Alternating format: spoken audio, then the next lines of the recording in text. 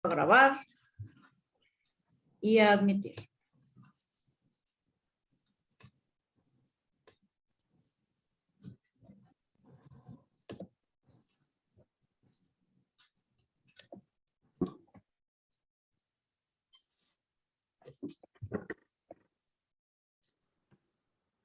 Listo. Muy buenas tardes, tengan todos ustedes, estimados y estimadas barristas. Bienvenidos al capítulo Nuevo León de la Barra Mexicana Colegio de Abogados. Igualmente a todos aquellos abogados, contadores que nos acompañan del foro jurídico en general. Este gran evento que tenemos el día de hoy con el maestro Raúl Melgar sobre el tema de compliance en materia tributaria. En unos momentos más, nuestro moderador, Jorge Galindo, nos hará el favor de introducirnos al evento y presentar debidamente a nuestro generoso amigo Raúl, que nos acompaña el día de hoy aquí. Raúl está en la ciudad de Tijuana, Baja California, y ya está transmitiendo. Nosotros estamos aquí en Monterrey, Jorge y yo, en la sede de nuestro capítulo. Por favor, invitarlos a que nos sigan apoyando, acompañándonos en nuestros eventos. Síganos, por favor, en nuestras redes sociales, nuestra página de Facebook, nuestra LinkedIn, Twitter.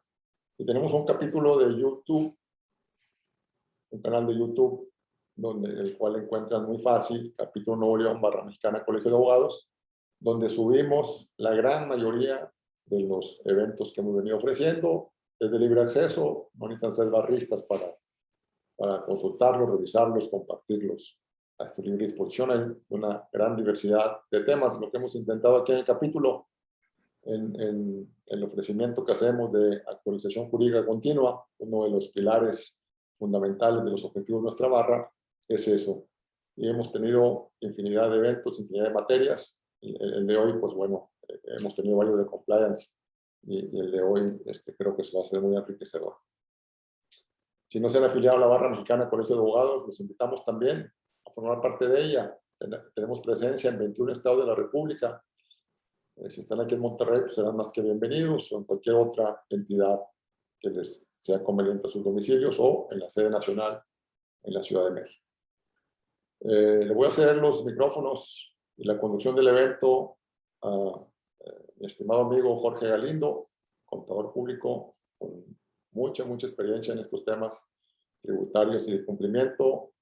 Jorge tiene una larga carrera, estuvo en Pricewaterhouse, fue responsable fiscal en nuestra Salem, en Tyson, en Torreón, Grupo Saltillo, y ha estado en otras partes también trabajando. Entonces creemos que va a ayudar mucho aquí en la conducción, y bueno, pues le dejo los micrófonos para que haga el favor de presentarnos a nuestro amigo Raúl y a proceder a estar atentos a este evento. Muchas gracias.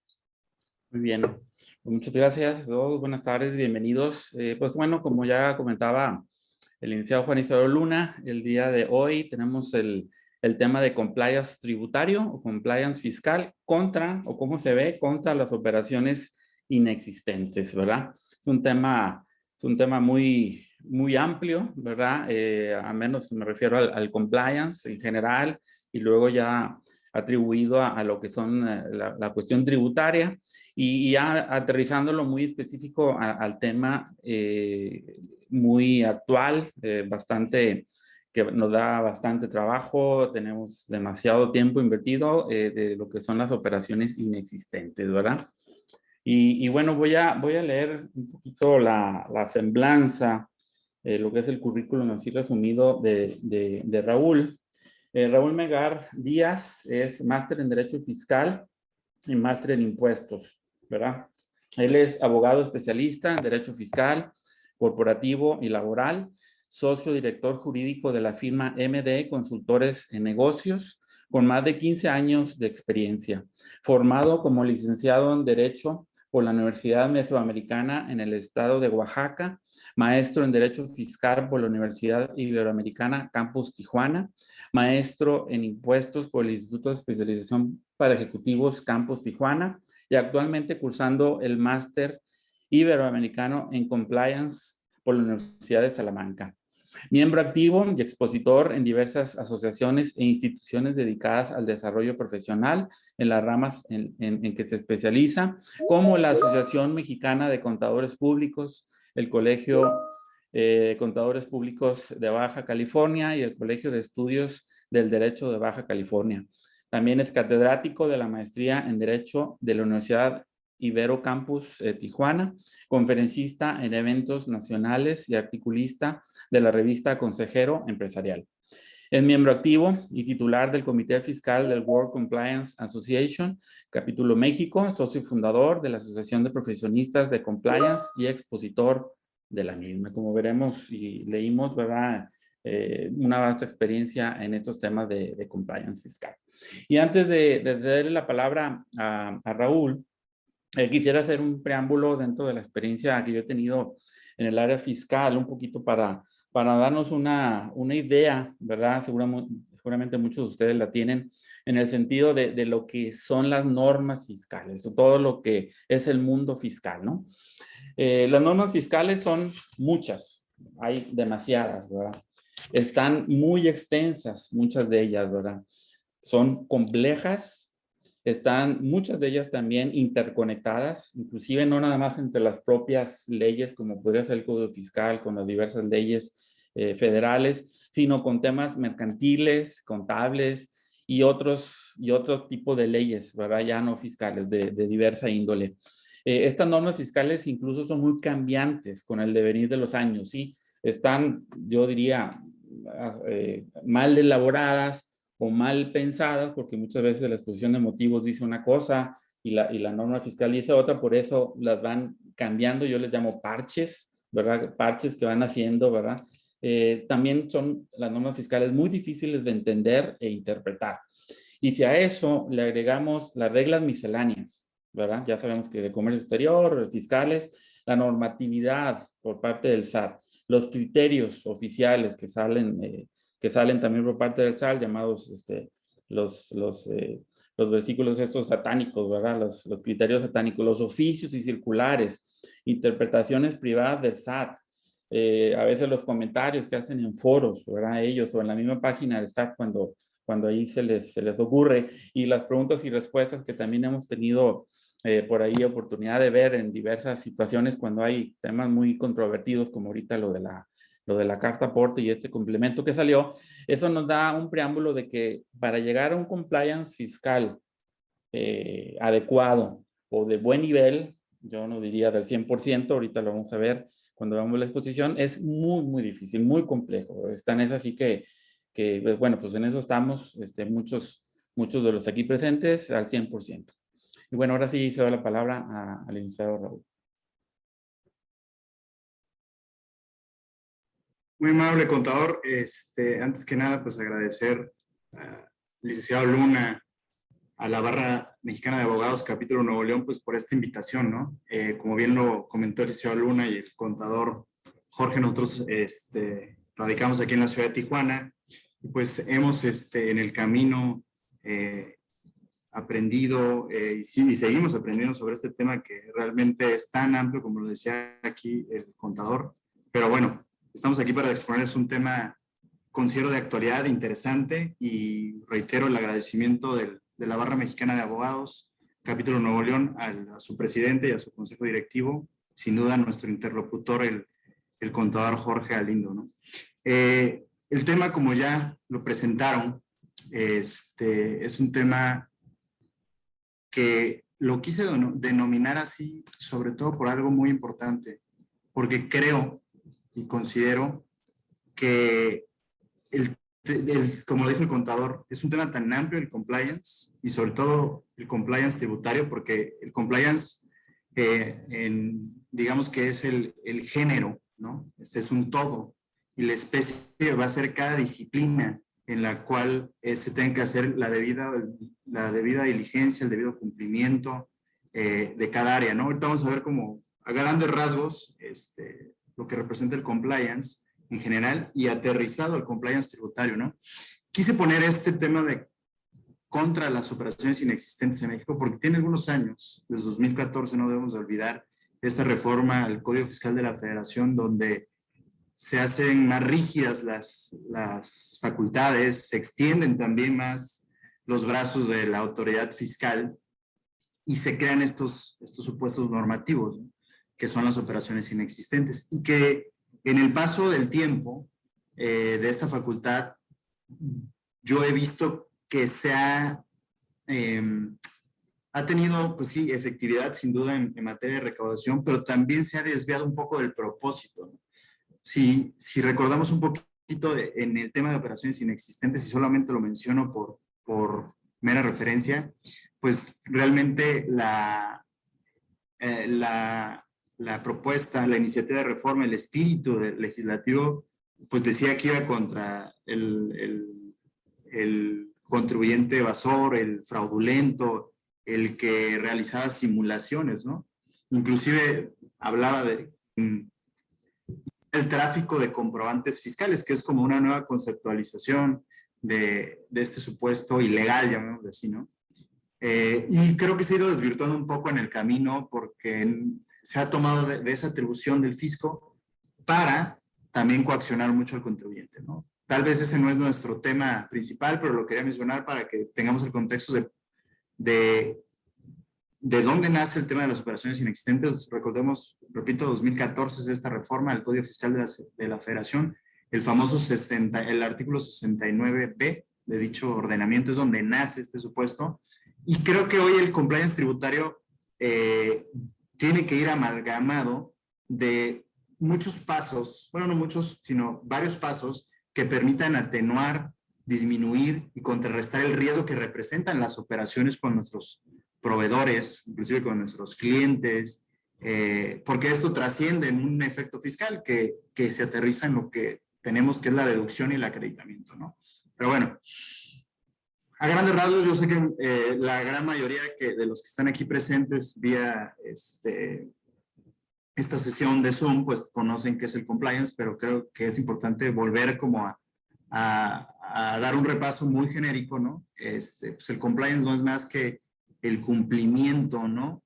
Normativo en una organización, y que se transmite o se traduce más bien en mantener al día un conjunto de directrices, reglas, principios que rigen una organización, y vigilar que la dirección, sus consejos de administración, sus accionistas y las partes que intervienen en su actividad, incluso sus colaboradores, es decir, empleados, se ajusten a ellos. Para entender un poco el cumplimiento, inclusive el cumplimiento no solo es un cumplimiento enfocado a la normatividad de un país, sino también va enfocado a otras áreas, ¿no? Va enfocado mucho a la transparencia, va enfocado mucho a la ética, y parecieron temas medios complejos, ¿no? De poder aterrizar, ¿no? En una operación diaria, pero es viable, ¿no? Con un programa efectivo de compliance se puede aterrizar sin perder tanto tiempo en la literatura romántica que esto representa, tal vez para los empresarios que son muy prácticos, ¿no?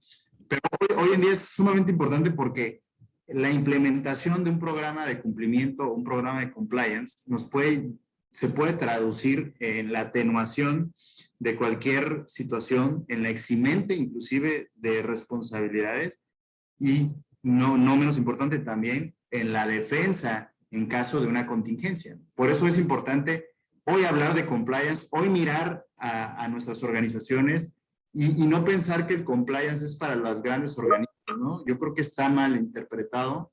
Considero que el compliance o los programas de cumplimiento son únicamente para empresas que podemos decir en materia fiscal de grandes contribuyentes, ¿no? No solamente es para eso, sino también creo que hay muchas pymes que pudieran entrar. Obviamente el compliance es como un traje, un saco a la medida, ¿no? Hay que tomar medidas, hay que tomar talla, por llamarlo así, en materia de sastrería, llamémoslo así. Entonces, creo que se puede implementar y aterrizar inclusive en empresas que no necesariamente sean grandes contribuyentes. ¿Cuáles son los elementos básicos? Es el diseñar el programa, obviamente analizando qué cimientos tiene la organización y cuáles son las necesidades de la misma. los elementos informativos con los que se encuentren, ¿no? Es decir, una vez diseñado, una vez materializado a través de una manualización de documentos, también la parte informativa hacia, digamos, de manera transversal, ¿no? De arriba hacia abajo y de abajo hacia arriba, desde la alta dirección hasta los colaboradores, o viceversa, ¿no? De los colaboradores hasta la alta dirección, ¿no? Entonces es interesante ver esa parte. Y la materia del recurso humano pues va a ser la parte implementativa de las personas que van a permitir que esto se lleve a cabo, ¿no? Inclusive en materia de cumplimiento, en materia de programas de compliance, se habla de un oficial de cumplimiento y esto se pensaría, ¿no? Derivado a la ley federal para prevenir operaciones de recursos de procedencia ilícita, mejor conocida como el LFPORPI o Ley Antilavado, pues se habla de un oficial de cumplimiento, pero es solamente para el rubro de antilavado. Aquí estamos hablando de todo el diseño de un programa de cumplimiento. Estos elementos se basan, repito, como en materia de detección, prevención y reacción. También en la parte informativa es capacitar y dar información y obviamente ejercer un capítulo de sanciones, de correcciones y sin duda la persona que va a ser el encargado va a ser el oficial de cumplimiento o el compliance officer, ¿no? Como también lo conocemos, ¿no? Y sobre todo tener un canal de denuncias y un sistema de evaluación de programas y actualización constante. El canal de denuncias en un sistema de compliance, y no voy a abordar y no voy a profundizar, es muy importante porque a medida de que hay una transparencia en la organización, a medida que haya un conducto, inclusive anónimo, para poder denunciar situaciones no correctas y que corrompen el código de ética, los principios de la empresa, inclusive corrompen los parámetros legales, es importante que existan esos canales que sean seguros, que sean anónimos y que la alta dirección o los organismos como el oficial de cumplimiento puedan acceder a esta información y que esto no genere una represalia, ¿no? En materia de avance, en materia de compliance, nosotros seguimos un tanto en pañales en México. Por eso ahorita vamos a hablar de unas referencias internacionales sin tratar de aburrirlos, pero creo que es importante como darle un pincelazo a esos temas. En materia repito, en México, pues estamos en pañales. ¿Por qué? Porque el compliance nace dentro de una importancia al Código Nacional de Procedimientos Penales. Ahorita vamos a ver en qué artículo radica esta importancia que se le voltea, porque nace de un tema penal, de la responsabilidad penal de las personas jurídicas, ¿no? Y esto yo siempre se lo explico a gente que a lo mejor no domina la materia o a lo mejor no tiene la misma profesión que nosotros. Pero bueno, es que no se trata de que tu empresa, tu acta constitutiva, si la llegan a procesar, pues se vaya al acta constitutiva atrás de las rejas, ¿no? O sea, parecía chistoso, pero pues no es así. Hay otros mecanismos que permitirían la inmovilización de recursos económicos, de activos, la liquidación incluso, ahorita lo vamos a ver, y inclusive la incautación de bienes, saberes, etcétera, ¿no? Entonces, creo que es importante que tomemos en cuenta este pincelazo que es muy breve sobre materia de compliance, pero muy breve que yo le estoy dando, pero es muy amplio al final del día. Como lo dijo el contador Jorge, pues hay estos programas de capacitación en otros países donde van muy desarrollados, como es España, que para mí es el gran ejemplo en materia de cumplimiento y en el avance que tuvo rápidamente de 2010 a 2021, que son 11 años, donde nace el supuesto del cumplimiento, y que creo que México pues ha ido poco a poco, ¿no? Yo creo que la atención se ha desviado mucho en otra serie de reformas y los legisladores ya tienen algunas iniciativas que tratan de encaminar de mejor manera el cumplimiento, ¿no? Una pregunta, Raúl. ¿Cumplimiento? ¿Me hablaba, contador? Sí, una pregunta. Si te regresas a la anterior, Claro. creo que aquí hay una clave importante. Te voy a hacer una pregunta casi obvia, pero pues es importante a lo mejor desarrollarla. ¿Qué es mejor? ¿La prevención o la reacción hacia las problemáticas o para atender todos esos requerimientos y situaciones que se presentan? Sí, sí, sí, sin duda el compliance no está enfocado a la contingencia, a corregir algo, ¿no? Sino a prever que suceda, ¿no? Entonces, sin duda, el sistema y los programas de compliance van enfocados a la prevención, sin duda, ¿no? Precisamente eso se hace desde la raíz de una empresa, ¿no? Desde las entrañas de una empresa para que todos los actos que se materialicen estén, pues, cuidados y que tengan esa mitigación del riesgo, ¿no? Correcto. Áreas de cumplimiento legal, que yo los pongo aquí, pues son diversas. Solamente menciono unas, pero ya lo dijo el contador: comercio exterior, el tema fiscal, obviamente el tema penal.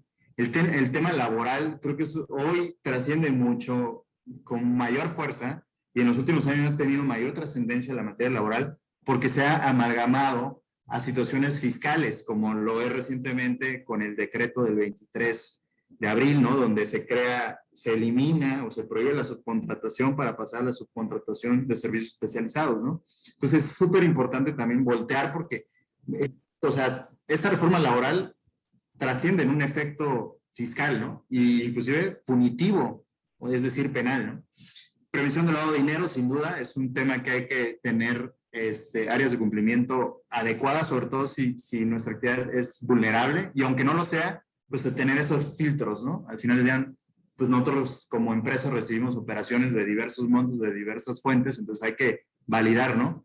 Materia corporativa, pues obviamente es el cimiento base del compliance porque tiene que ver con el gobierno corporativo y la debida diligencia al interior de las estructuras de gobierno de las empresas, llámese consejos de administración, consejos familiares o inclusive administradores únicos. Y la protección de datos personales en posesión de particulares, pues sin duda también es un tema que hay que atender, que está un tanto olvidado en las organizaciones, ¿no? Entonces son las áreas a grandes rasgos que yo les puedo mencionar. Hay otras, obviamente estas van enfocadas a mi especialización, por eso las menciono. Habrá otras, ¿no? Como lo dijo, en materia contractual, en materia mercantil, ¿no? Hay otras tantas, ¿no? Ahora sí, pasaremos un poquito, y no los quiero aburrir, repito, a los antecedentes internacionales que tenemos, los más emblemáticos o los de más trascendencia para poder traer un poco del conocimiento a nuestro país y de las que se ha avanzado lo que hoy actualmente tenemos en México, pues sin duda va a ser España. También inclusive Italia ha sido un referente incluso para España. La gran diferencia entre España, Portugal, Italia y Francia es que su sistema jurídico es distinto. Por ejemplo, en materia de sanción, ¿no? De responsabilidad de la persona jurídica, porque de ahí, repito, nace el tema del compliance. Por eso la importancia que se implemente en una empresa, ¿no? Hay legislaciones de estos países, por ejemplo, la de Portugal, que no trae una consecuencia punitiva, una consecuencia penal o de última ratio, y contrario a lo que sí es en España, que está específicamente en el Código Penal español, donde se habla de una responsabilidad. Y Italia lo que nos ha aportado como un antecedente es a poder diferenciar o hacer un catálogo de lo que sí puede trascender en materia de responsabilidad de la persona jurídica, ¿no? Incluso propone de alguna manera algunas atenuantes, algunas eximentes, y de ahí la recoge un tanto España para poder codificar esta parte, ¿no? Es muy similar a lo que sucede en Francia, ¿no? Obviamente estamos hablando que España, si bien da los indicios a partir de 2010, hablamos que Italia está desde los 2000 o un poquito antes, hablando del cumplimiento en materia de corporativa o en materia de empresa o de persona jurídica. Y estos antecedentes nos llevan, sin duda, a voltear a lo que son las normas UNE. Las normas UNE son como las ISO que conocemos, es un sistema internacional, ¿no? Todo lo conocemos como, el ISO es como de calidad, ¿no? Sí, pero también trae otros aspectos, ¿no? Como es ¿no? El sistema de gestión de cumplimiento. Entonces, la ISO es una norma internacional que es una referencia para cada país. Por ejemplo, en España se llama UNE y aquí nosotros lo denominamos norma oficial mexicana, ¿no? Entonces, es importante saber que cada país tiene un organismo que crea estas normas, ¿no? Y que son, al menos en este momento, las mayores referencias para México, pues creo que por el tema del habla hispana, en materia de Iberoamérica, pues creo que es España, ¿no? Y tenemos la que dio el sesgo importante, que es la 19.601, que habla de los sistemas de gestión de compliance penal, ¿no? Y esta norma te da una orientación, te da unos principios, te da unas herramientas que te permitan tener un sistema de gestión de compliance que permita participar y consensar, ¿no? Los principios, los valores, las alternativas y sobre todo los efectos hacia terceros que pueden existir en una empresa, ¿no? Repito, nace de la modificación al Código Penal español, donde se habla de la responsabilidad penal de la persona jurídica.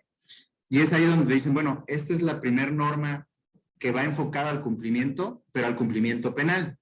Hay otras normas, que esta es la que creo que nos puede interesar más por el tema, que es la UNE 19.602, ¿no? Que se publica el 27 de febrero, o sea, no hace muchos años, en 2019, y donde ya nos habla del sistema de gestión de compliance tributario, ¿no? Nos habla de requisitos con orientación para su uso, nos habla de cómo se diseña, cómo se diagnostica el sistema de gestión para prevenir, que eso es muy importante, como lo comentó aquí el contador, ¿no? Detectar, gestionar y mitigar las contingencias, ¿no? Y riesgos tributarios. El mayor problema en materia tributaria es que estamos a expensas de muchos riesgos, y ahorita los vamos a ver. Y uno de los riesgos más importantes es la interpretación de la norma tributaria. Ese es el gran problema, y muchas veces también es el criterio que tiene la autoridad en relación a esa interpretación. Al menos en México se habla de que en base al artículo 5 del Código Fiscal de la Federación, pues la aplicación de las normas fiscales es de forma estricta, pero la realidad es que no. La realidad es que no es estricta ni para las autoridades, ¿no? No es estricta que por eso hay criterios no vinculativos, criterios normativos. Entonces, hay una serie de elementos que al final del día la autoridad también interpreta y no los aplica de manera estricta, ¿no? Como lo dice. Y obviamente de parte también del contribuyente lo hace, ¿no? Entonces, creo que es interesante saber que en ese país, en España, pues existe ya algo específico y es un referente totalmente para poder adoptarlo a nuestros sistemas de cumplimiento en las empresas de nuestros clientes, en nuestras empresas, etcétera, ¿no? Y en Latinoamérica, fíjense que, pues sí, muchos países de Latinoamérica pensaríamos, pues si México va mal, pues a lo mejor Latinoamérica también no va tan bien, ¿no? Pues déjenme decirles que van algunos países mucho más avanzados, inclusive para países europeos de habla hispana, donde se habla el castellano, pues Chile es una gran referencia. Chile ha sido un precursor del cumplimiento normativo y Chile nos maneja, repito, también un catálogo muy específico, sin ser tan amplio, ¿no? La responsabilidad penal de la persona jurídica, que se somete básicamente al peculado, al lavado de dinero y a los temas de tributación, ¿no? Solamente, ¿no? No como en España, que hay un conglomerado más de sanciones penales que van enfocadas también a la persona jurídica, ¿no? En México, pues es todavía más interpretativo porque es todavía más amplio, ¿no? Y en materia de Argentina, su gran aporte es el proponer, ¿no? De manera enfática una segmentación de tribunales enfocados al cumplimiento normativo para el procesamiento o para el procesar las sanciones penales que vienen de una responsabilidad de una persona jurídica. Y en Perú, pues, y Colombia y Brasil, en estos países todavía, y esto es importante atenderlo, ¿no? Hay países que solamente tienen responsabilidad administrativa y no penal. Y, por ejemplo, Colombia es uno de ellos. Brasil, en cierta forma, a pesar de los problemas muy grandes que han tenido empresas que son de origen brasileño y que han tenido en temas de corrupción, en temas de transparencia y en temas de lavado de dinero, inclusive en materia internacional, pues aún sigue muy, muy verde el procesamiento en materia punitiva de las personas jurídicas. Y ahora sí, que creo que es lo más importante y por lo cual estamos aquí en el curso, es, bueno, pues el compliance, cómo está en México.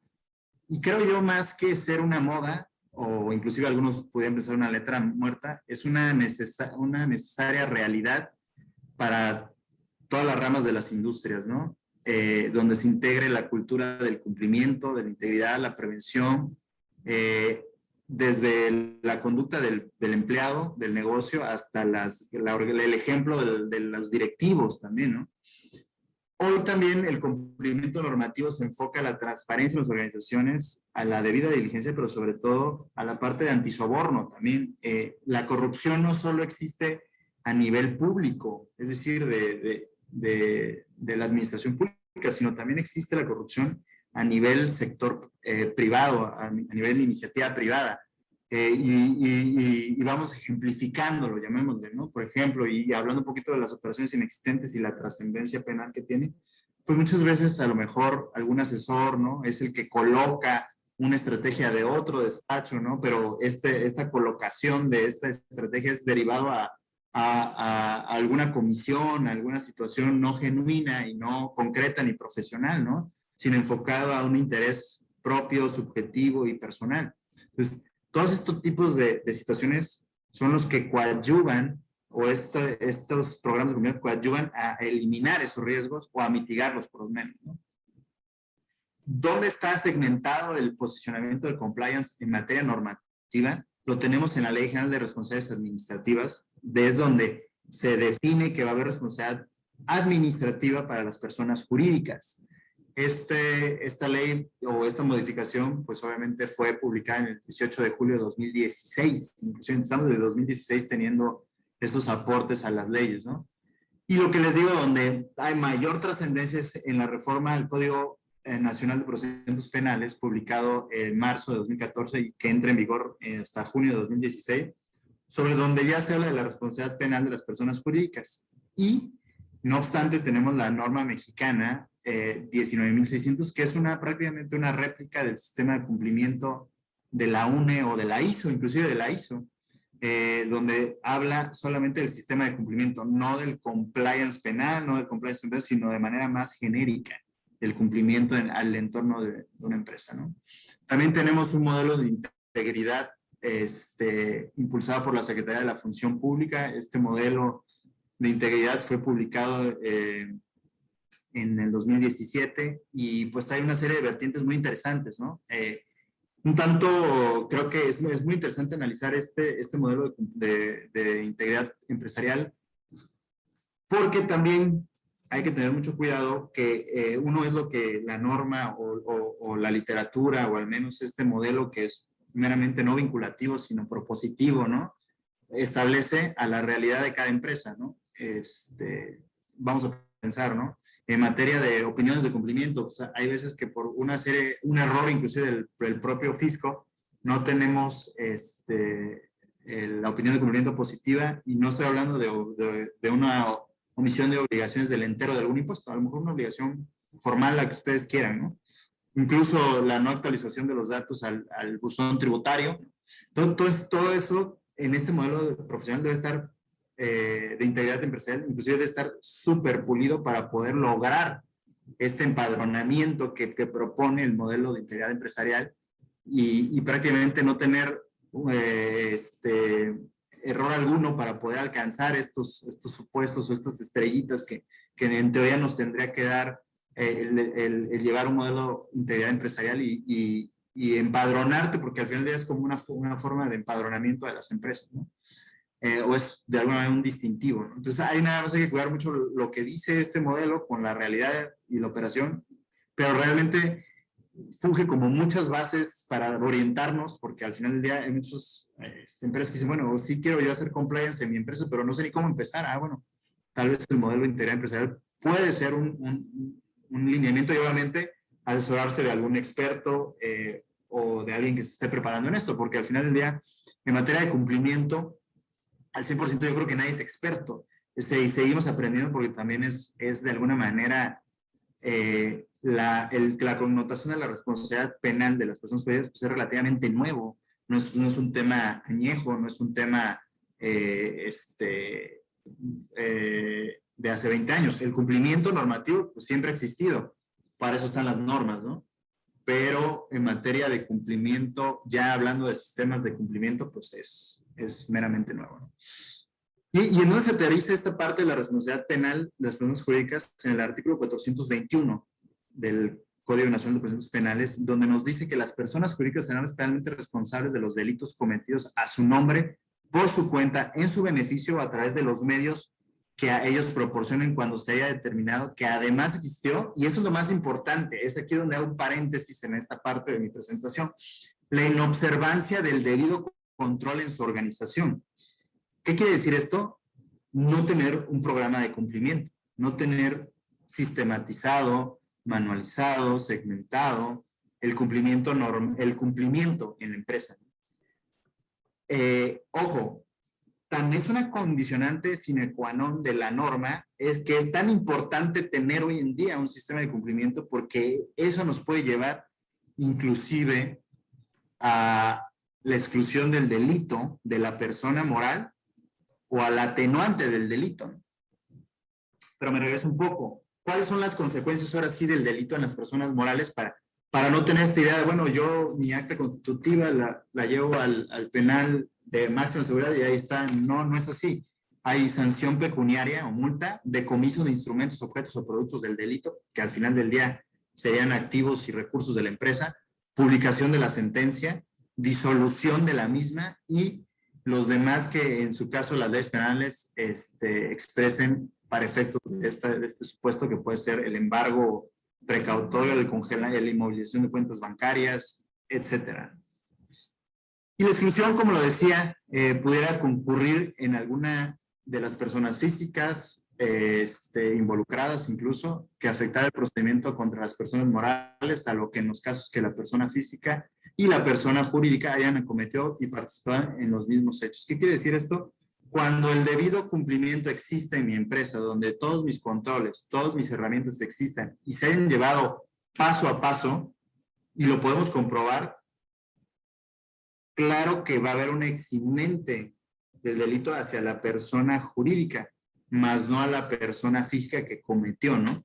Muchas de las teorías de la responsabilidad penal de las personas jurídicas tienen que ver con, de manera internacional, sobre que el acto, o sea, el acto en sí mismo, el dolo de hacerlo, deriva de una persona física. Y normalmente cuando un acto ilícito, doloso, se genera en una empresa, normalmente se entiende que es fraguado directamente por la cabeza, por la alta dirección.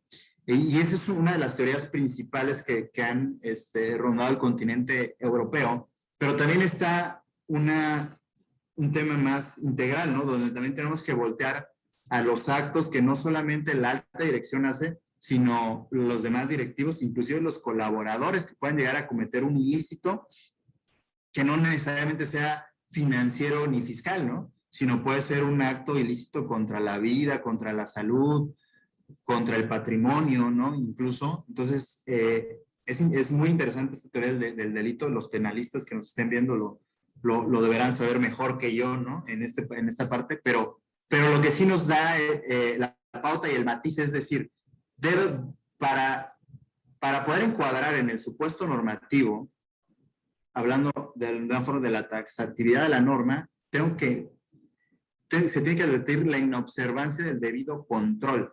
Es decir, si yo puedo demostrar, y ahí empieza la parte no solo preventiva, sino ahí sí un tanto correctiva. Si yo estoy en un proceso y yo puedo demostrar que tengo un sistema de cumplimiento correcto, enfocado y abocado al menos a las normas mexicanas y al derecho comparado, pues podré aportar, ¿no? De alguna manera como medio probatorio en una carpeta de investigación, ya en un proceso de judicialización del proceso penal, ¿no? Ante el juez de control. Entonces, es tan importante voltear, repito, a eso y no tomarlo en saco roto y decir, bueno, es que no es para mí el cumplimiento, soy una empresa de nada, tenemos 100 trabajadores. No, o sea, hay que voltear, y repito, es un traje a la medida. O sea, en un sistema de compliance de una empresa de 100 personas a una de 1,500 personas, claro que va a ser distinto, porque hay que atender diferentes aristas y sobre todo también en la actividad. pero se puede implementar al final del día, ¿no? Esa es mi conclusión, porque muchos dicen, no es que el compliance solamente es para la grande empresa o la gran empresa, ¿no? No necesariamente. ¿Cómo está vinculada la responsabilidad de la empresa hoy? En materia penal, pues a través de la fiscalía; en materia administrativa, a través de la función pública; en materia fiscal, pues sin duda al SAT y a las autoridades fiscales; en materia antilavado, a la UIF; y en materia administrativa laboral, a la Secretaría del Trabajo y Previsión Social, ¿no? Son este campo de la responsabilidad que representa cada acción de una empresa.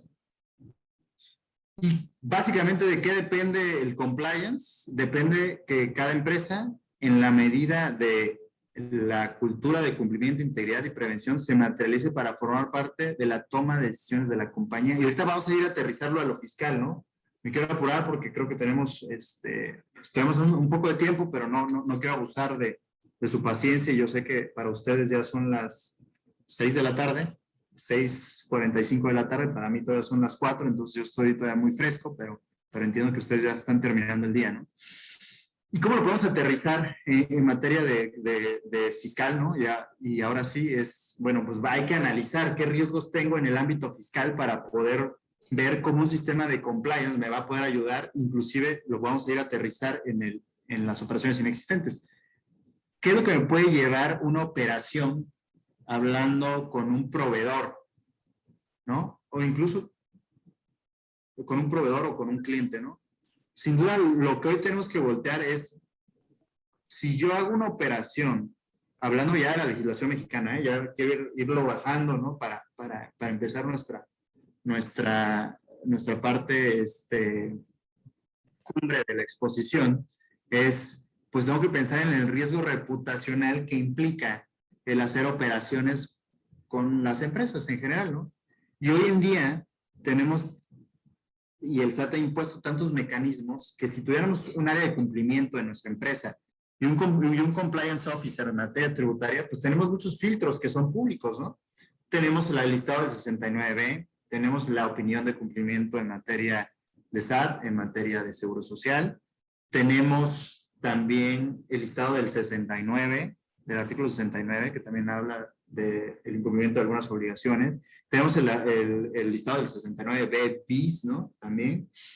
Y tenemos una serie de herramientas en las plataformas que nos van a permitir saber si esa operación que voy a realizar con el cliente es segura. Incluso de entrada se tendría que ser un requisito de una operación para poder solicitar información a nuestro proveedor, ¿no? De alguna especie de servicio o algo, pues que nos proporcione toda esta información al día, al momento de hacer la operación, antes de hacer la operación, para tomar una decisión si se contrata el servicio, si se compran esos productos o si no, también, o inclusive si quiero de cliente a esa persona que se me acercó, ¿no? Si es que soy una empresa de servicios o como sea, ¿no? Raúl. Sí, adelante. Sí, Raúl, ahí tengo una pregunta con lo que comentas específicamente.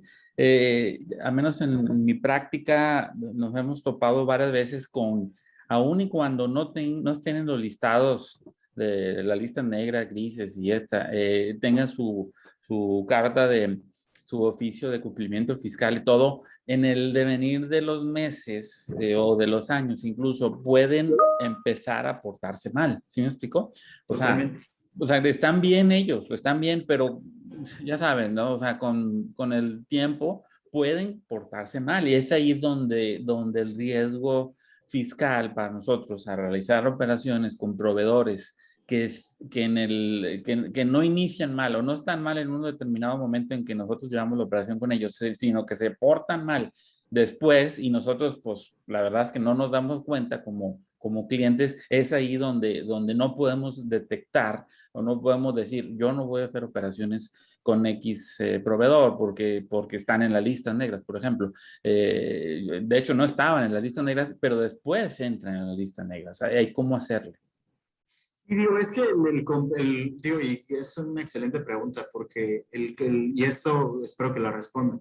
Un tema de compliance no es una implementación única, ¿no? Sino es un mantenimiento. Es como cuando tienes un elevador, ¿no? Pues hay que estarle checando que el sistema esté funcionando, los botones, las lámparas, el aire acondicionado. Es realmente un mantenimiento constante que como dices, ¿no? En el devenir del tiempo, ¿no? En cada operación se debe de automatizar de alguna manera estos controles, estos filtros, ¿no? Inclusive en materia de responsabilidad, pues también nace mucho de la parte contractual, ¿no? De cómo estamos, qué delimitación existe, ¿no? En las obligaciones y derechos de la parte contractual cuando yo suscribo el contrato que me va a vincular a ese proveedor, a ese cliente, ¿no? Entonces, por eso es un campo tan amplio, ¿no? El tema del cumplimiento, que tiene que ver con la parte corporativa, que tiene que ver con la parte fiscal, que tiene que ver con el tema de protección de datos, que hay que vigilar desde el inicio en la parte contractual y después estas herramientas públicas, ¿no?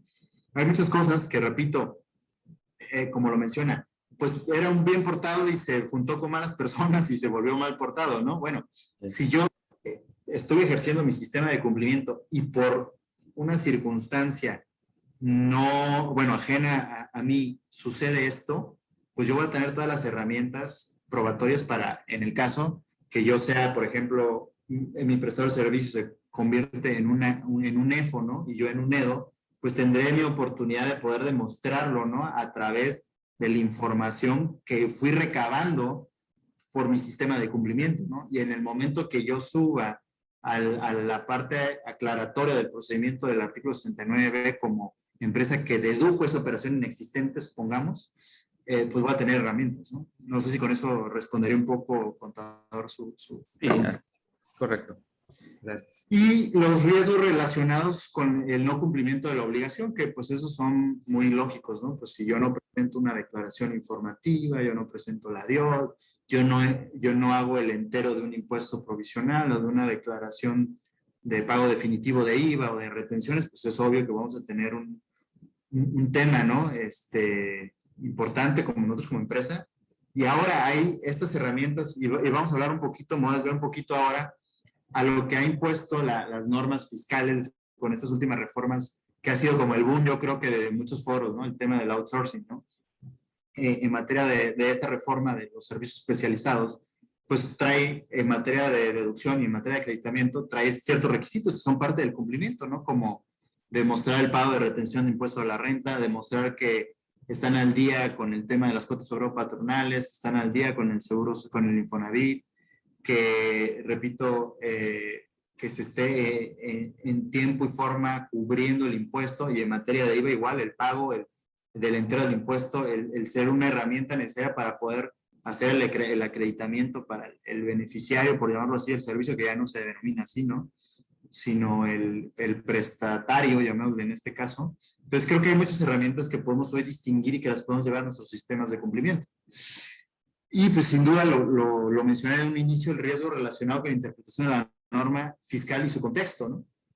Que yo creo que este es uno de los más delicados, y no se comparta con esto conmigo, contador, porque también tenemos hoy en el tema de interpretativo, pues tenemos tantos supuestos, ¿no? Materia de operaciones inexistentes, materia de razón de negocios, materia de materialidad, materia de esquemas reportables incluso, ¿no? Entonces, sí es un tema complejo, porque al final del día, en algún momento, cualquier contador y abogado que nos digamos el tema fiscal ha interpretado la norma como una necesidad de poder darle certeza y seguridad jurídica al cliente, al contribuyente, ¿no? Incluso cuando hay una materia de defensa, pues interpretamos lo que nos dice un crédito fiscal que fue determinado por una revisión de gabinete o una visita domiciliaria, ¿no? Entonces, ese riesgo siempre va a estar latente, pero en un programa de compliance se le pueden poner parámetros, ¿no?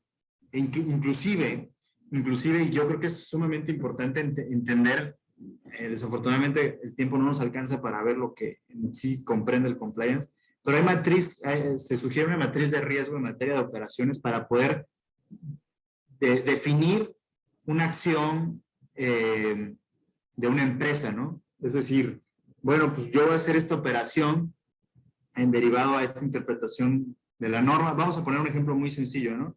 Vamos a hacer una deducción que consideramos estrictamente indispensable para nuestra empresa que no esté en el catálogo de la ley del impuesto de la renta, pero es estrictamente indispensable y bajo ese supuesto va a ser una fuerte deducción, ¿no?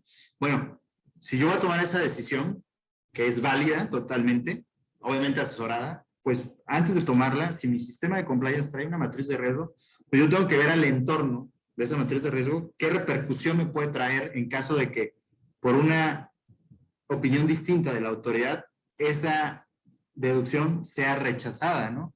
Y lo que va a representar, y en base a eso, asumir o no el riesgo o tener las herramientas de justificar esa deducción, ¿no? Y estoy hablando de un ejemplo muy, muy simple, ¿no? Pero ese es un ejemplo, y aquí me gustaría, no sé si tiene algún comentario el contador, que él también es especialista en materia fiscal. Sí, claro. Sí, definitivamente los riesgos pueden ser muy diversos. La verdad, a veces es muy clara la disposición fiscal, pero el riesgo o posición, o más bien dicho, la interpretación que le puede dar la autoridad puede ser muy distinta, ¿no? Sobre todo por el artículo 5A del Código Fiscal en cuanto a razón de negocio, ¿no? Y con qué objeto o por qué hiciste tal o cual operación. O sea, tenemos que, ahora sí que documentar muy bien y irnos a esa parte del prevenir, ¿verdad? Prevenir el riesgo para documentar muy bien por qué hicimos tal o cual operaciones. Me voy a operaciones más complejas como fusiones, escisiones, alguna reestructura corporativa que se vaya a hacer, sobre todo, ¿no? Porque tenemos que ahora sí que pasarlo por todos los filtros que pueda la autoridad preguntar vía requerimiento o una auditoría o algo, inclusive con la ayuda, no sé, de asesores, de los mismos auditores que estén en nuestra empresa, los externos me refiero, internos también, para ver si por todos lados pasa los filtros, ¿verdad? Porque a veces el criterio de autoridad, la verdad es que sí es bastante, ¿cómo se dice? Pues sí, muy nada más llevando agua para su molino, como dicen, y es ahí donde realmente, donde podemos estar ciegos ante esas posiciones muy recaudatorias por parte de la autoridad. Sí, totalmente. Y incluso creo que sería bueno comentar que, como dicen por ahí, que no todo lo que brilla es oro, ¿no? ¿Por qué lo digo así? ¿Por qué lo digo así? Porque, por ejemplo, ahorita que estamos con el tema de la subcontratación y la materia interpretativa, que prácticamente las autoridades están obligando a que una persona que pise el centro de trabajo, por el hecho de pisarlo, ya eres un servicio especializado y tienes que ser objeto de un registro en la plataforma de servicios especializados. También esa acción no mal interpretada, mal dirigida a la autoridad, también puede traer un riesgo donde inclusive está infundiendo un poco de temor al contribuyente, al empresario, pero también eso puede traer algún riesgo, que si yo no soy como proveedor de servicios, y esto lo pongo como para ejemplificar, no me quiero salir del tema de operaciones inexistentes, pero creo que es un buen ejemplo. Si yo como prestador de servicios, yo no soy un servicio especializado y lo hago porque si no, mi cliente me va a quitar el contrato, aunque yo no lo soy, porque mi cliente pues prefiere irse por la más conservadora, por lo que dice una declaración de un personaje, ¿no? Nada más. Pues está bien para mi cliente, pero para mí también esa acción de yo inscribirme puede traer consecuencias, ¿no? Porque pues sí, me inscribí, pero a lo mejor no le doy mantenimiento, esto me va a traer una inspección de trabajo, como es un padrón público, si me bajan, pues también trae un tema reputacional, o sea, también hay consecuencias muchas veces de lo que, de alguna manera, y lo tengo que decir así, porque yo estoy de parte de la iniciativa privada, sin duda, pues las autoridades fiscales, al infundir el miedo, o las autoridades generales, al atemorizar, pues el contribuyente reacciona y dice, bueno, pues si me dice que lo haga así, pues él lo dijo, es la autoridad, le tengo que hacer caso, ¿no? Pero no necesariamente va a ser lo correcto. Y aquí también en materia de cumplimiento se puede medir esa acción, sin duda, ¿no? Y se puede decir, mira, si lo haces, trae estas consecuencias, si no lo haces, traes estas consecuencias, ¿no? Y así se toman las decisiones de manera más certera, ¿no? Inclusive quiero notar ahí, a veces esos riesgos no se pueden eliminar, o sea, ya están, ¿verdad? Por el criterio de la autoridad o porque efectivamente la disposición o la norma fiscal no es clara, porque ya entran otro tipo de situaciones, como pudiera ser la cuestión de la operatividad en la empresa, ¿no? O sea, la empresa es un negocio en marcha, ¿no?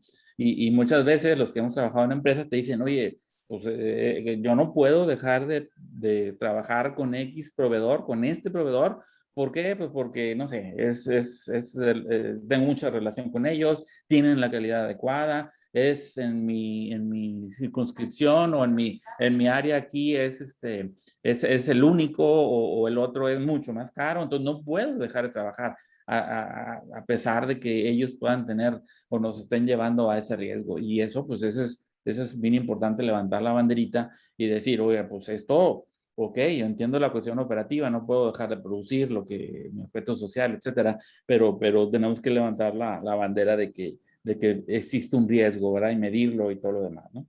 Correcto. Correcto. Y creo que algo aquí que les va a interesar a los que nos dedicamos a esto y que nos están viendo en este foro es, bueno, pues, ¿cómo lo aterrizo, licenciado? Pues, se oye muy romántico, se oye mucha metodología, se oye mucha complejidad, ¿no? Porque a mí empresarios me han dicho, es que está muy complejo, lo que no debería ser complejo, debería ser una cuestión de cultura empresarial actual, moderna, ¿no? De una nueva generación también que está llegando a las cabezas de las empresas, a estos cambios globales que también están sucediendo. Y hoy, ¿cómo lo podría yo decir? ¿Cómo se va a aterrizar el cumplimiento legal? También se va a aterrizar en la traducción fiscal de materialidad y la razón de negocios, ¿no? Inclusive también estos elementos de las operaciones inexistentes que nos piden como infraestructura, personal, activos, también es parte del cumplimiento legal y ahorita lo vamos a ver cómo no. En el tema de razón de negocios, contador, pues usted sabe que no existía hasta antes del 2020 una terminología de razón de negocios, sino fue hasta que se crea el 5A del código y donde realmente la razón de negocios nace por un vocabulario empleado en materia financiera, ¿no? Lo escuchábamos en las normas de información financiera, pero no aterrizado a la parte fiscal y ahora ya, pues ya lo tenemos más claro, ¿no? ¿Qué es la razón de negocios? Porque había fiscalizaciones que antes de esta reforma, la misma autoridad decía, ¿sabes qué? Pues no existe razón de negocios y por tanto no se va a hacer acreditable ni deducible esta partida, ¿no? Ah, caray, pues bueno, la razón, entonces, ¿quién dice qué es la razón de negocios? Si teníamos que ir o a los criterios aislados que ya existían de algunos tribunales o bien al segmento de las normas de información financiera que ya venían desde hace tiempo, y usted mejor contador lo sabe, hablando del tema de razón de negocios, ¿no? Entonces, esto también se materializa hacia los sistemas de cumplimiento y cómo poder generar, ¿no? En su momento, si nos vemos inmersos en un procedimiento de operaciones inexistentes, cómo poder demostrar que no caemos en ese supuesto, ¿no? Pues bueno, aquí nada más hacemos una especie de razonamiento, como de negocios cuando el beneficio económico cuantificable, razonable, esperado sea menor al beneficio fiscal. El beneficio económico razonable esperado, cualquier reducción, eliminación y diferimiento temporal de una contribución también nos habla. Y el beneficio fiscal, las operaciones del contribuyente que busquen generar ingresos, reducir costos, aumentar el valor de los bienes de su propiedad y mejorar su posicionamiento, entre otros, ¿no? Eso es lo que nos dice la razón de negocios y que hoy es tan importante para poder, pues, también aterrizarlo a las operaciones inexistentes y a todos las nuevas parámetros de fiscalización que existen, ¿no? Definitivamente, ese tipo de situaciones que comentas son importantes. Seguramente han escuchado el término defense file, ¿no? O sea, cuando estamos llevando operaciones, puede ser una compraventa de acciones, una reestructura o una operación algo compleja, no simplemente una compraventa de lo que es mi objeto social, formar o conformar un defense file porque a lo mejor a sabiendas de que la autoridad pudiera tener un criterio distinto, de que no se le considere, por ejemplo, deducción en lugar de una inversión que se deduce a lo largo de X años vía deducción de inversiones, etcétera, ¿no? O sea, todo eso, esto es bien importante del artículo 5A, que efectivamente es un artículo nuevo del año del 20, y junto con la cuestión de los esquemas reportables, ¿no? Porque ahora sí que puede pasar un filtro, ¿verdad? De los esquemas reportables, pero a lo mejor no lo pasa en el tema de razón de negocio, ¿no? Que en otros ámbitos también los financieros le llaman racional, ¿no? Algún racional, o sea, ¿por qué estoy haciendo esto? Si estoy persiguiendo el único objetivo de hacer tal o cual operación es tener un beneficio fiscal, es ahí donde pudiéramos tener el problema, ¿no? Un choque, ¿no? Correcto. Sí, correcto. Y repito, estos nuevos conceptos, llamémosle así, o sea, nuevos conceptos en la ley, ¿no? O en una norma, porque los conceptos ya existían desde antes, son importantes atenderlos cuando estamos celebrando este tipo de operaciones y tomar una decisión, lo cual se va a traducir en algo, ¿no?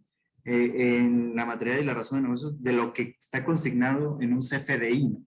Hoy en día es tan importante voltear a la conceptualización o los conceptos de la facturación que tengan bueno, y en el tema contable, usted más que nadie lo sabe, contador, pues que ha crecido tanto el tema del comprobante fiscal digital por internet, mejor conocido como CFDI, pues que hay claves, ¿no? Para los productos, para los servicios, ¿no? En la parte descriptiva, ¿no? Donde si yo voy a poner, por ejemplo, que voy a facturar 10 millones de pesos de servicios profesionales, pues tengo que sustentarlo, ¿no? O sea, tengo que sustentarlo, no como a la antigüita, ¿no? Pues ahí está mi contrato, ¿no? O sea, estamos hablando de que hoy tenemos que voltear que debe de haber un contrato, sin duda, debe de haber una infraestructura que permitió que se prestara el servicio, debe haber una serie de activos, debe haber una serie de personal necesario que se traduzcan, ¿no? También en que está justificado el gasto de la empresa y ese gasto justificado que se considera estrictamente indispensable puede ser deducible y acreditable, ¿no? En materia de operaciones inexistentes. ¿Por qué? Porque sabemos que muchas empresas o en el camino, ¿no? Se ha tenido algún vicio, ¿no? No, pues prestadoras que dicen de servicios, ¿sabes qué? Pues hoy este mes te facturo marketing, el otro mes te facturo asesoría contable, el otro mes te facturo diseño de interiores, vamos a pensar, el otro mes te facturo asesoría en gestión empresarial. Ok, bueno, está bien que, o sea, digo, no está bien, ¿no? Pero ahí le estás dando totalmente herramientas para que el fisco voltee y que advierta decir, bueno, ok, estás cobrando 10, 20 millones de pesos por la suma de esos conceptos, demuéstrame qué pasó, qué hiciste, ¿no? Hoy tenemos en la fiscalización que realmente, y yo creo que a ustedes les ha tocado, que el SAT y las autoridades fiscales hacen preguntas tan incisivas, tan inclusive para muchos rebuscadas, pero que es bien importante voltear a ver, ¿no? Me ha pasado en fiscalizaciones donde cuestionan cuando ya es materia de defensa, obviamente, al cliente que su proveedor, en dónde conoció al proveedor, ¿no? ¿Cómo obtuvo el contacto del proveedor? O sea, cuestiones básicas, irrisorias tal vez para algunos, pero tan importantes que debe de haber en este expediente, como dice el contador, ¿no? De defensa, ¿no? Que se traduce, repito, en el propósito de los sistemas de cumplimiento, ¿no? Que quien aglomera esa información de esas operaciones tendría que ser una persona especializada, que tendría que ser el oficial de cumplimiento o tener una metodología para que se obtenga esa información y se resguarde. Porque pues obviamente las operaciones inexistentes nacen de como lo dice la iniciativa de reforma en ese entonces, 2014, que habla de que esta reforma no va enfocada al contribuyente cumplido, sino va enfocada al contribuyente evasor, al contribuyente que pretende manipular de alguna manera el sistema tributario en beneficio, ¿no? Obviamente, personal y en perjuicio del fisco, ¿no? Y que, repito, esta palabra siempre se me quedó muy grabada en 2014, que generan el tráfico de comprobantes fiscales. ¿Qué es esto, no? El que un proveedor facture con una empresa este concepto, con otra empresa esto, con otra empresa, pero a lo mejor tienen hasta el mismo, a veces, la verdad es un error tan grave que se advierte, ¿no? Que tienen el mismo domicilio las 5 empresas que facturaron los 20 millones, ¿no? Nada más están intercaladas por interiores, ¿no? O sea, si es el domicilio en San Pedro Garza García, en el edificio y en la avenida tal, ¿no? Pero están en el piso 20, ¿no? Entonces, en el piso 20, interior A, en interior B, en interior C, pues obviamente estamos en un gran problema. Esto no sucedería si hay un sistema de cumplimiento y un filtrado de estos proveedores. Aquí lo que pasa también, Raúl, quisiera hacer una anotación. Ahorita comentaba yo de que puede, cuando contratemos un proveedor, que sea bien portado, ¿no? O sea, que es un contribuyente normal, regular en cuanto a sus cumplimientos fiscales, etcétera. Y en el tiempo se puede empezar a portar mal. Pero hay otra un poquito más fina, que a veces es difícil, también me ha tocado en la práctica, es de que ese proveedor o esos proveedores con algunas personas o con algunos clientes pueden estar haciendo operaciones inexistentes, o sea, que no tengan todos esos elementos que dicen ahí en la lámina, pero con nosotros, o sea, cuando llevamos a las operaciones, sí los tengan. O sí tengamos todos nosotros nuestro expediente completo de defensa, el defense file, para efectos de poderle comprobar al fisco, ¿no? Esa es una parte súper importante porque definitivamente todos esos elementos que deben tener el contribuyente, a veces a nosotros no nos, o sea, ¿cómo te diré? Por ejemplo, esto del personal, ¿verdad? Esto del personal, esto ya viene de hace años, lo de operaciones inexistentes, y hasta ahorita, antes de la reforma laboral, que ahorita está todavía cocinándose ya casi para obligatorio ya a partir de septiembre, creo.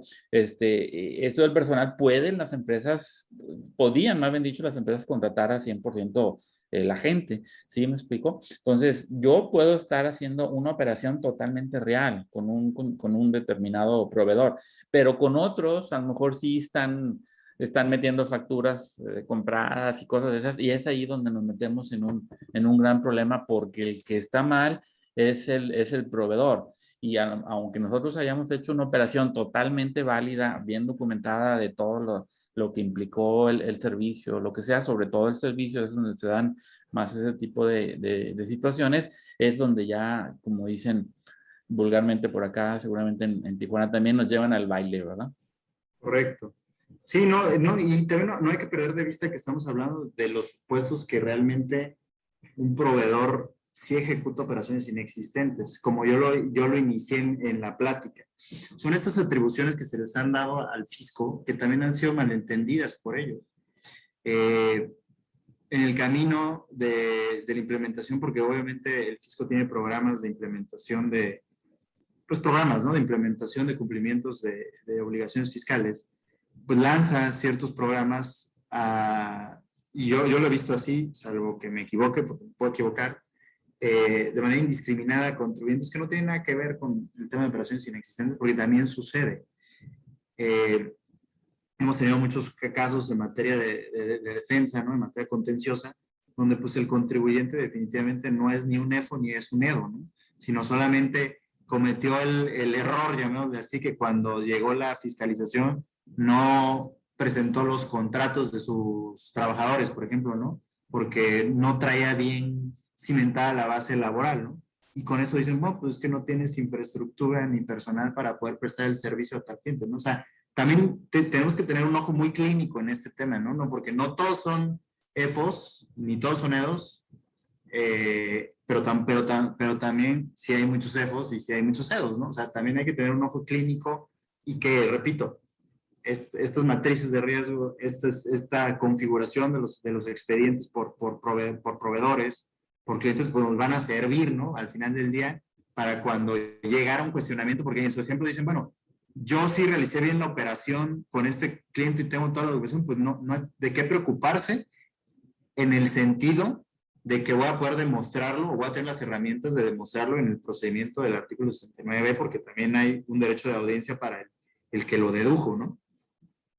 Claro que una vez sucedido esto, pues sería incongruente que vuelvas con el mismo proveedor, ¿no? Dices, oye, pues si ya me la aplicaste una vez, pues ya no la vas a aplicar dos veces, ¿no? Entonces sí puede pasar también eso, contador, como otra serie de situaciones, pero siempre y cuando se aterrice en estas directrices que menciono, pues se va a poder defender, ¿no? También. Y aquí, pues básicamente lo único que se expone es este procedimiento del artículo 69B, donde tenemos que distinguir que hay una serie de oportunidades, ¿no? Que tiene la empresa que se le presume como operaciones inexistentes, porque recordemos que lo primero es una presunción de ser una empresa que factura operaciones inexistentes, y ya una vez concluido el procedimiento, puede ser una definitiva responsabilidad de operaciones inexistentes. Entonces, sí lo tenemos que distinguir. ¿Por qué? Porque cuando estamos en la parte presunta, que esto ha sido muy cuestionado en materia legal, inclusive fue en materia de amparos, pues que realmente primero te notifican que posiblemente eres culpable y después te dan el derecho de audiencia, cuando normalmente es a la inversa, ¿no? Primero te dan el derecho de audiencia para ya después decirte si eres culpable o no, ¿no? Llamarlo de manera muy laxa, ¿no? Estoy tratando de tener conceptos medios laxos.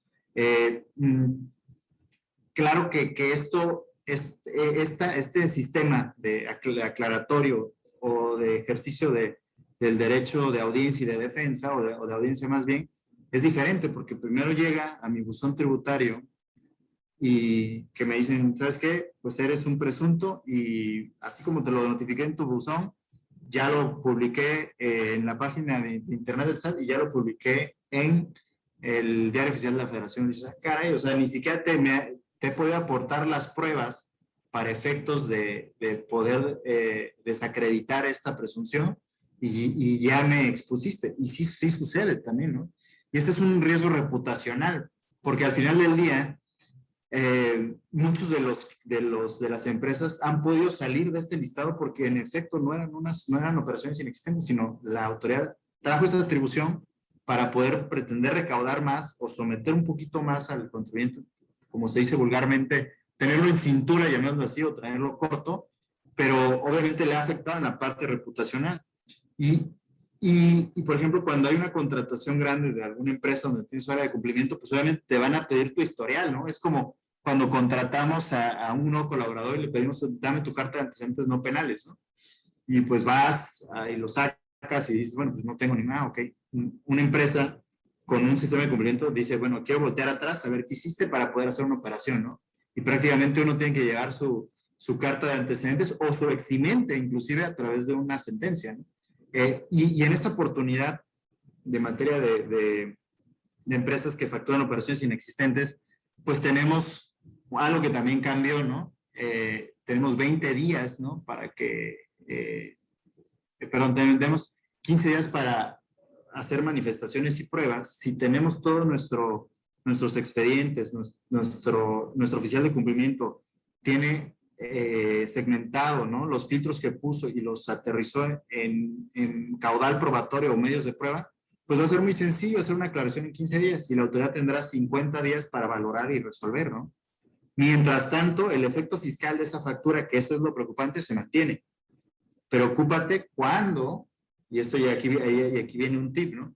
Cuando ya sea definitivo, y preocúpate que no has buscado a lo mejor algún abogado, algún asesor, en el plazo de esos 30 días que van a durar en que te digan que eres definitivo y se publica, ¿no? Cuando se publica en el Diario Oficial de la Federación y el SAT, pues no hay marcha atrás. El efecto fiscal, pues obviamente se elimina y obviamente tu contribuyente que a lo mejor no realizaste operaciones inexistentes, pues ya quedas marcado en ese listado, ¿no? Porque ya no vas a tener, si no hiciste nada, no vas a tener otra oportunidad de desacreditar esta situación. Y obviamente eso va a trascender en las operaciones posteriores que quieras realizar, porque obviamente dices, bueno, yo te voy a contratar a ti, no, porque estás en el listado, ¿no? Entonces sí es muy importante atender los tiempos de este procedimiento a través de nuestras carpetas, de nuestros informes. Inclusive en otros foros hemos platicado que ya hablando de una contingencia fuerte, ¿no? Ya sea de materia penal o materia fiscal administrativa, el oficial de cumplimiento puede fungir inclusive como un testimonio del programa para poder llegar, ¿no? a desvirtuar, a desvincular de una responsabilidad no solo fiscal, sino penal a la empresa, ¿no? Y vuelvo al comentario que hizo el contador, es que primero se portaba bien y ya después, bueno, si lo tengo documentado que yo cuando se portaba bien lo contraté, que yo no lo puedo coaccionar que no realice operaciones porque él tendrá que tener una visión, un objetivo y una filosofía en su empresa, pero yo cuando hice las operaciones tengo la documentación y mi oficial de cumplimiento va a fungir como un testimonio, sí se puede y se puede defender. Por eso, repito, igual al tema, en materia de cumplimiento es preventivo, pero también sirve en materia de contingencia como medio probatorio. Y eso yo creo que es súper importante no perderlo de vista. No perderlo de vista porque va a ser necesario atender a esta sistematización que es necesaria en las empresas para decir, bueno, el día de mañana, bajo una mala interpretación, bajo una facultad ilegal de la autoridad, vengan, me fiscalicen y detone una operación inexistente, pues yo puedo defenderlo, porque recordemos que hay dos formas de determinar las operaciones inexistentes y ya asentado inclusive por los tribunales, ¿no? Una, por el procedimiento específico y especial de 69, que es una publicación directa y preventiva, llamémoslo así, de que es una operación inexistente, o bien a través de una facultad de comprobación donde del análisis, llámese revisión de gabinete o bien visita domiciliaria o revisión electrónica, se advierte a la autoridad que hay operaciones inexistentes por falta de infraestructura, personal, activos, ¿no? O que, algo que no platiqué, ¿no? O que se encuentre no localizado también, que es uno de los supuestos que nos refiere la operación inexistente, ¿no? Y eso es otro gran tema en materia de cumplimiento, porque en los programas que ha implementado el SAT para incentivar el cumplimiento tributario, pues también ha lanzado programas de verificaciones de domicilio, donde de manera, y lo vuelvo a decir, arbitraria, porque yo así lo he visto, en muchos han colocado empresas como no localizables. Y esa no localización también puede afectar a el tema de una operación existente, al tema de una materialidad, al tema de una operación en general que traiga y se traduzca en un efecto fiscal.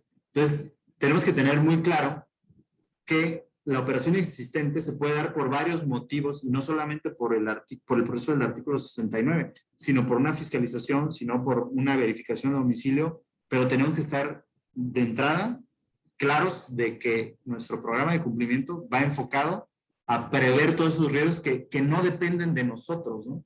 El compliance es como un seguro de gastos médicos mayores, ¿no?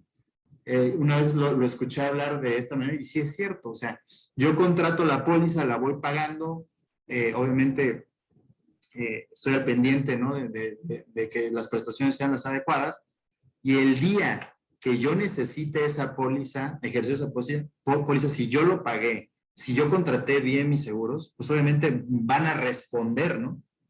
Por un accidente, por una enfermedad general o como se quiera llamar. Va a ser lo mismo el cumplimiento, un poquito más constante obviamente, es yo lo instrumento, no es letra muerta, no es moda, y el día que yo lo necesite, ahí va a estar para poder demostrar, porque de mí no depende, como en un accidente en materia de salud, de mí no depende que venga una fiscalización hacia mí, porque recordemos que hay fiscalizaciones, o sea, las fiscalizaciones también son aleatorias.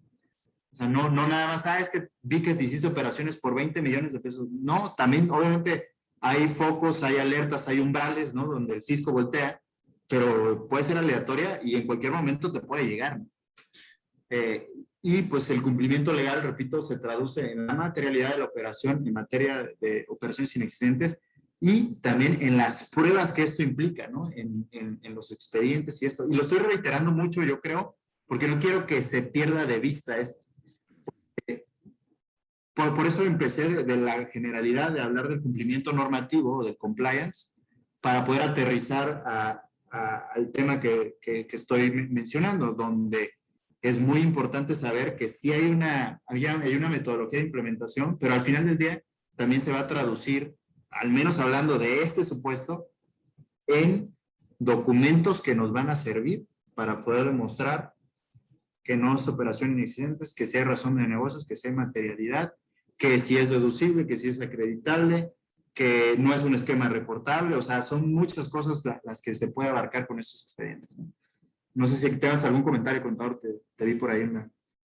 Sí, no, de acuerdo, no sé si haya, bueno, falta todavía unos temas, ¿verdad? Perdón. Sí. Una pregunta hasta aquí, hasta ahorita, bueno, yo he estado haciendo las preguntas así en el micrófono, alguien que tenga alguna pregunta de lo que hemos visto, ya estamos por terminar, ¿verdad, licenciado? Sí, ya estamos por terminar, digo, traté de ser ágil para efectos de dar unas preguntas, y digo, si Si hay alguna, pues o lo vemos al final. Digo, aquí nada falta esta Claro.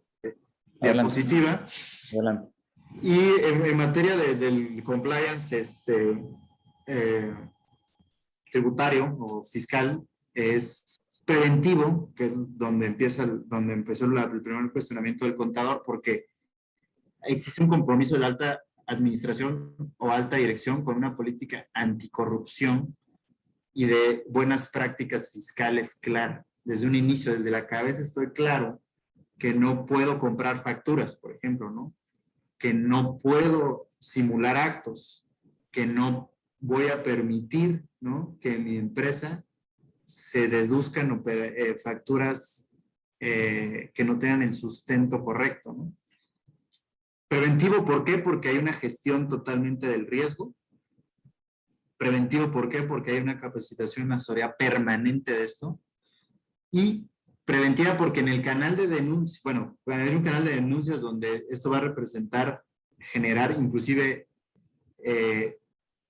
un conducto, ¿no?, de conocer qué está sucediendo en la empresa, ¿no? Y yo le he puesto este ejemplo, ¿no? Bueno, si una persona de nivel directivo se sabe que se está teniendo acercamiento con la empresa y va a cerrar una operación con un proveedor, por eso a lo mejor un gerente puede generar ese canal de denuncia al consejo de administración para decir, oye, estoy viendo esto y investigué esto de manera anónima. Inclusive esto también puede traer alguna especie de incentivo para que la gente en una organización no tenga el temor que va a haber una represalia. Al contrario, se va a premiar la credibilidad, la veracidad, y no se trata de ser chismoso, ni tercero colaborador del fisco, ni mucho menos, pero sí se trata de esa transparencia y inclusive se puede incentivar de alguna forma, ¿no? Y pues una mejora continua, esa es la parte preventiva. Y por el otro lado tenemos la parte probatoria, que es pues tener un código de conducta, políticas y procedimientos de compliance, la supervisión y autonomía y recursos, que es el oficial de cumplimiento. Una de las características de un oficial de cumplimiento es que debe ser autónomo, debe ser independiente y tiene que tener un suministro de recursos materiales y económicos directos. Es como gestionar un presupuesto para esa área en específico para que no exista una visión nublada ni una visión subjetiva, ¿no?, de ese oficial de cumplimiento, ¿no? Y pues solamente, y como conclusión, el due diligence de clientes, proveedores y otros terceros a través de las herramientas que ya mencioné, que ya referí, y que esto se traduce en lo que hizo nuestra plática, ¿no? El compliance tributario versus las operaciones inexistentes, ¿no? Creo que hasta aquí sería mi intervención para no seguir cansándolos. No sé si hay algún otro comentario. Abrimos micrófonos si es oportuno. Adelante, si alguien tiene alguna pregunta. Parece que todo quedó claro, de plano los aburrí mucho. Sí, una u otra. Pues muy bien.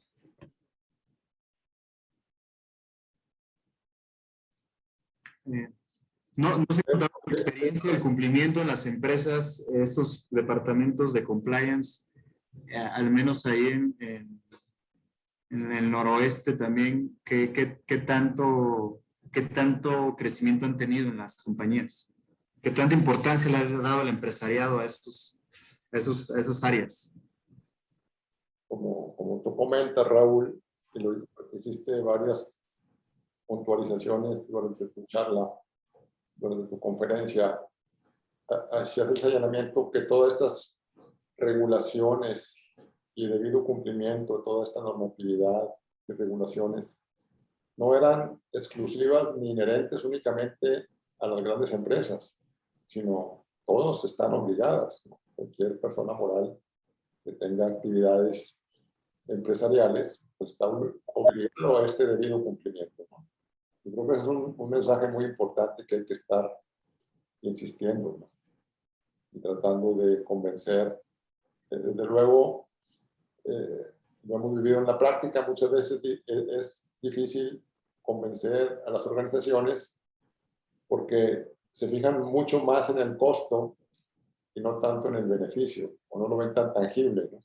Si no tienen el problema encima, no lo atienden. Entonces es lo que tenemos que trabajar más preventivamente, como también lo dijiste varias veces en tu presentación, la labor preventiva que es fundamental, ¿no? Como el tema Totalmente. del seguro, ¿no? Que comentaba, bien, buen ejemplo, ¿no? Es mejor comprar el seguro para no, después que tenga el riesgo, el siniestro en este caso, pues salir con cuentas muy muchas, ¿no? Hay una pregunta aquí de Héctor Luis, dice, solo una que sale de su comentario. ¿Qué opinión tiene sobre la guía REPSE que publicó la Secretaría del Trabajo y Previsión Social? Gracias, Héctor. Digo, igual no pasa nada. Lo importante es aquí despejarlo y más que es de nuestra materia de la pregunta. Pues digo, la verdad, un poco lamentable, lo puedo decir porque deja muchos vacíos, ¿no? De hecho, deja muchas interpretaciones. El día de mañana, en teoría, se acaba la prórroga para la inscripción del REPSE y para todo esto que regula la reforma de subcontratación. Pues realmente creo que ha sido muy ambigua, ha sido muy laxa. Y esa guía, si bien es una guía formal, ¿no? De requisitos, al final del día nos hemos tenido que ceñir a mucho, y lo tengo que decir, a las declaraciones que ha dado el titular de la Unidad Digna del Trabajo, de la Secretaría del Trabajo, el licenciado Salafranca, y que no necesariamente están respaldadas por la norma reformada, ni mucho menos por la guía, ¿no? Entonces, creo que es un poquito pobre, ambigua y no da certidumbre, desafortunadamente, pero muchos lo están haciendo por el temor de que si nuestro cliente, a mí me pasa mucho, ¿no? Clientes míos que dicen, es que no, yo sé que no soy REPSE, pero si no se me cae el contrato, ¿no? Y dije, bueno, pues es que es una decisión tuya, pero yo creo que es innecesario, ¿no? Entonces creo que, y para concluir con mi respuesta, es un poco ambigua, un poco no da certidumbre y pues hay que analizar bien si somos o no objeto del REPSE. Okay.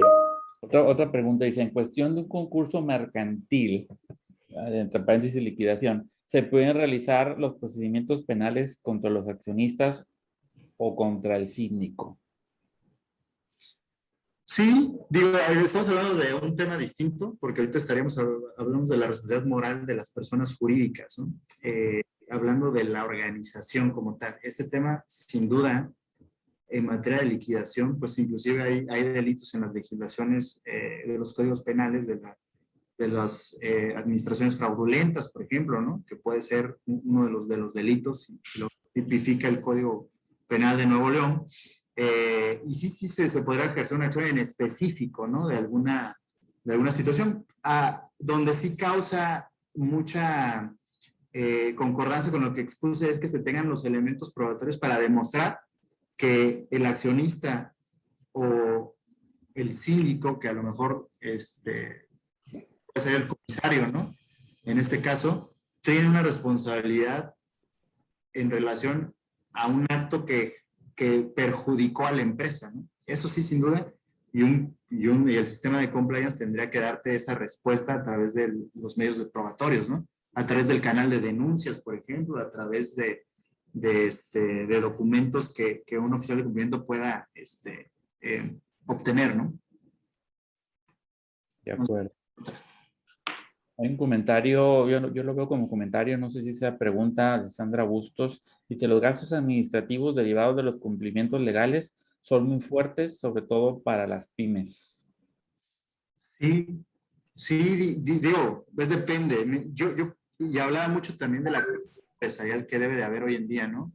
Desafortunadamente, muchas veces la asesoría se ve como un gasto, ¿no? Y yo creo que se tiene que ver como una inversión que nos va a traer certidumbre a las organizaciones. Creo que lo hemos visto todos los que somos asesores, que en el paso del tiempo, una de las áreas más olvidadas, yo creo, en materia de asesoría y de cumplimientos ha sido la materia corporativa, ¿no? Por mucho tiempo, no sé, se ha olvidado que las empresas tienen que llevar libros de socios, libros de accionistas, títulos accionarios, asambleas anuales.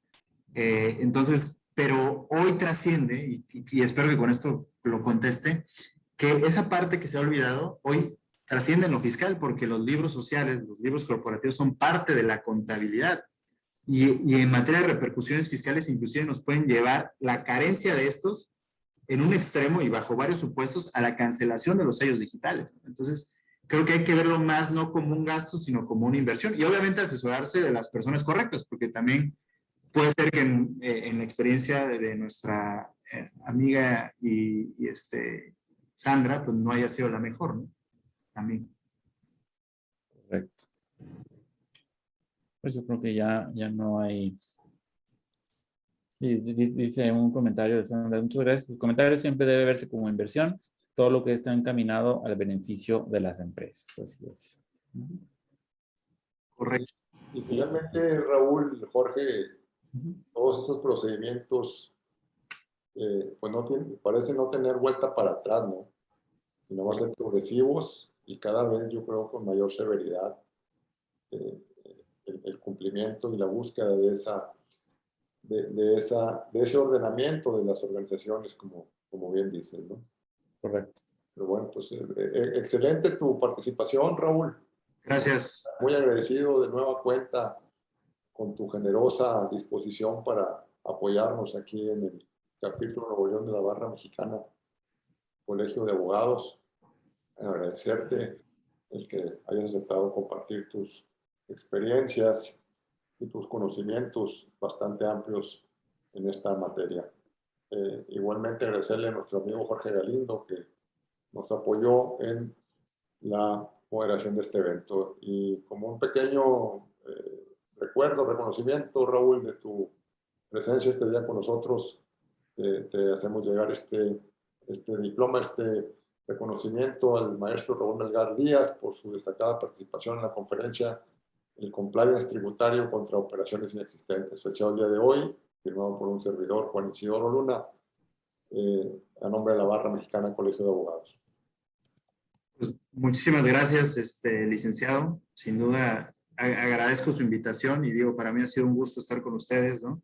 Y que ahora estos medios digitales nos permiten, pues, esta fluidez, ¿no? de conversaciones. Ustedes están en Nuevo León, yo estando en Tijuana, y esperemos que sea la primera de muchas invitaciones con su servidor. Aquí estamos, están las puertas abiertas cuando gustes participar, que tengas alguna novedad, algún tema novedoso que quieras compartirnos, no basta que nos digas y con mucho gusto lo organizamos.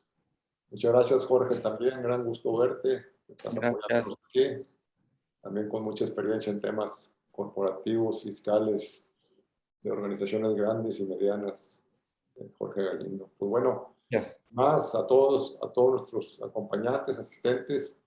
Aquí yo veo amigos, abogados de empresa, contadores de despacho, bastante gente muy interesada en el tema. Muchísimas gracias. Están por ahí los datos del maestro Raúl, por si lo quieren contactar, cualquier duda que quieran compartir con él, también ahí estuvieron. Y les recuerdo, esta presentación se está grabando y se va a subir a nuestro canal de YouTube. Ahí tan pronto la tengamos, se tarda unos 48 horas en ya estar arriba, pero la pueden consultar, la quieren volver a ver en cualquier momento, compartir. Muchísimas gracias a todos. Nos vemos la próxima. Gracias, Raúl. Hasta luego. Gracias. Hasta luego. Bye.